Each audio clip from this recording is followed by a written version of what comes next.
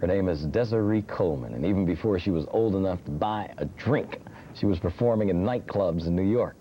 In a very short period of time, Desiree went from performing in New York's Black Spectrum Theater to the Miss Teenage Universe contest to originating the role of Doris Winter in the musical Mama I Want to Sing. It was actually an appearance on the Merv Griffin show that caught Patti LaBelle's attention, though, and started the musical relationship that exists today. Patti and her husband are Desiree's managers. It is a great pleasure to welcome to Video Soul a beautiful and talented, not to mention sweet young lady by the name of Desiree Coleman. Thank you. It's good to have you here. It's great to be here. I've heard so much about you.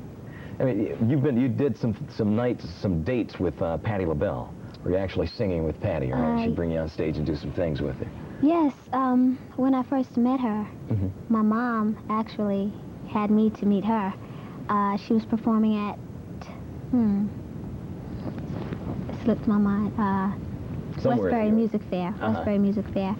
And I was doing Mama I Want to Sing at the time. My mother had gone to see Patti LaBelle, and that evening when I came home from the show, my mom said, I met Patti LaBelle today. You know, I said, really? She said, you're going to sing with her tomorrow. I said, you're kidding. And she said, no, really. Well, that following evening, after the show I was doing, which was Mama I Want to Sing, I went to the Westbury Music Fair, and she put a choir robe on me, and she said, actually, I didn't even meet her yet. Oh, really? No, one of her, I guess, staff members or something, they put a choir robe on me, and I went outside as part of the act, and she pulled me out of the choir to do like some ad-lib. Yeah. And that was history. Afterwards, she said, oh, you were great, you have a great voice. And she said, didn't I see you on the Merv Griffin show? And I said, yeah. And then she said, well, why don't you come back and come to the Gershwin with me to do the same thing? And that's when it started. Oh, really? Yeah. Boy, that's an incredible story. I mean, so your mother took her to see you sing in Mama I Want to Sing. Is that right? So she did hear you sing before she put you on stage? No, well, on the Merv Griffin show, but she wasn't actually sure that it was the same girl. Person. Right. Oh, really? Right. Wow. Yeah. What was the song that you sung when you put on the choir robe? It was part of You Are My Friend. Oh, wow. That is a great song. That's one of the all-time great performances to me on record. I mean, Patti just kills that song. It's a great song. It really is. That had to be a thrill. I mean, to be on the stage behind Patti LaBelle, I mean, you hadn't even met her at that point. It was exciting. It was the energy that she has and the feeling and just knowing that she's singing from her heart. Yeah. It was a feeling that's undescribable. Yeah. You know, yeah. So it was great. She definitely sings from the heart. Were you nervous when you went out? Yes, as always. I'm nervous now. I'm always nervous. Why? Or how can you explain that? I mean, why are you nervous? You know, I mean, how can you explain that? You just are. Yeah. Well, we try to relax you. It was fun. Yeah? Yeah. It was real fun. Then when I went back to the Gershwin with her, that was even more exciting because a lot of my friends who were going to see her shows were there, so it was even more cheering than just people who, were hearing me for the first time. Yeah. So it was fun. But did you have any idea Patti was going to help you at that point as much as she did? Well, you know what happened? My mom was seeking management for me at the time. She had been managing me prior to meeting Patti LaBelle. And she said to Pat in the limousine one night, she said, Miss LaBelle, if you know anyone who's looking to manage, my daughter or, some great talent, as the way she said it, she said, why don't you let me know? And she said, okay. Well, after the 2 weeks at the Gershwin, her husband approached my mom and he said, we're interested. And they talked and that was it. So did Patti actually have Patti and her husband have interest in managing an act, or did this interest come about because they found you? I don't think I could answer that. I do know that my manager, Armstead Edwards, which is her husband, he is managing Edwin Hawkins. Edwin, yeah.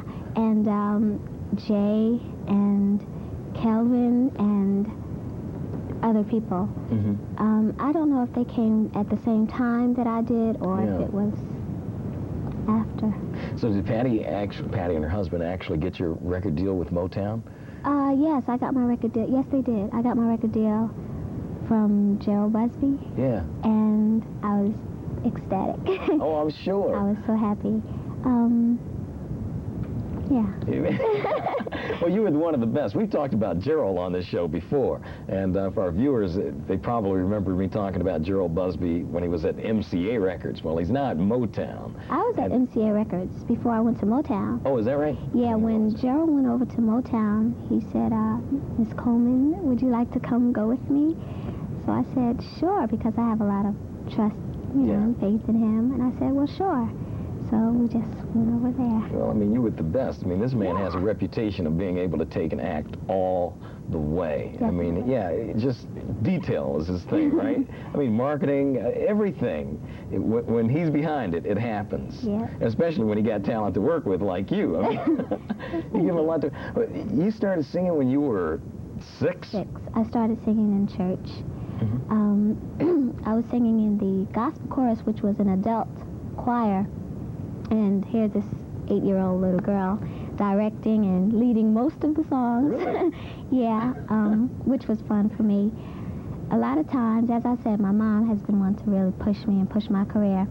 I didn't want to sing, and she wanted me to sing.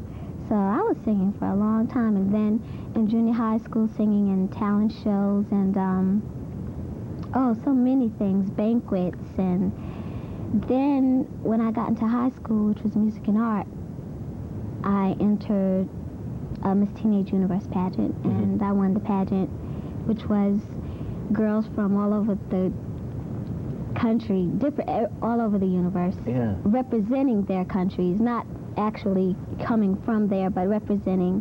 And the second runner-up was Miss Argentina. Argentina, yeah. And after that, I went into Mama I Want to Sing. And so how do you keep your feet on the ground? I mean, here you are, you're crowned one of the most beautiful, not the most beautiful teenager in the world. Well, it had a lot to do with grades, and we couldn't wear bathing suits and things like that, but we wore little shorts. And, I'm sorry, I cut you off. Oh, no. I was just wondering, how do you keep your feet on the ground behind all of that? And you're very young. Can I ask you how old you are? No, you cannot. Okay.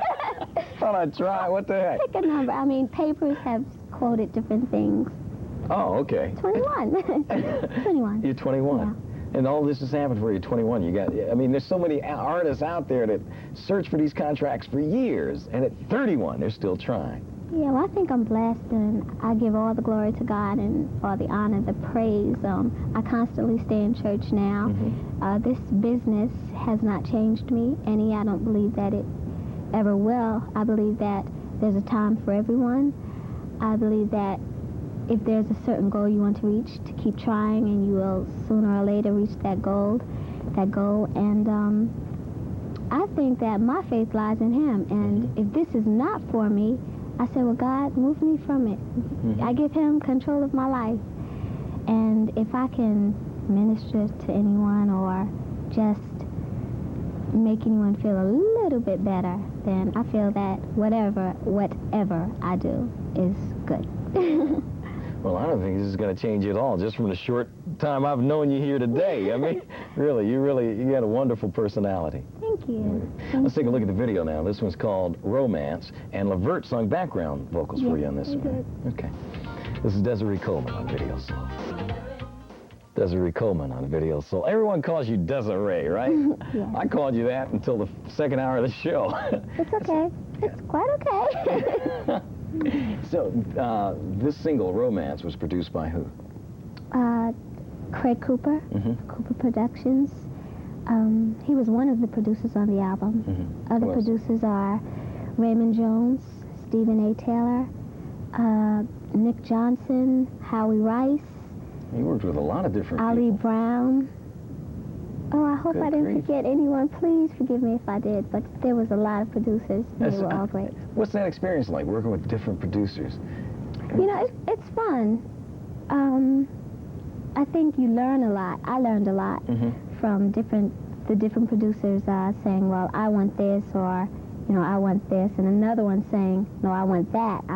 Yeah. So it's Do you get a chance to say, I want this?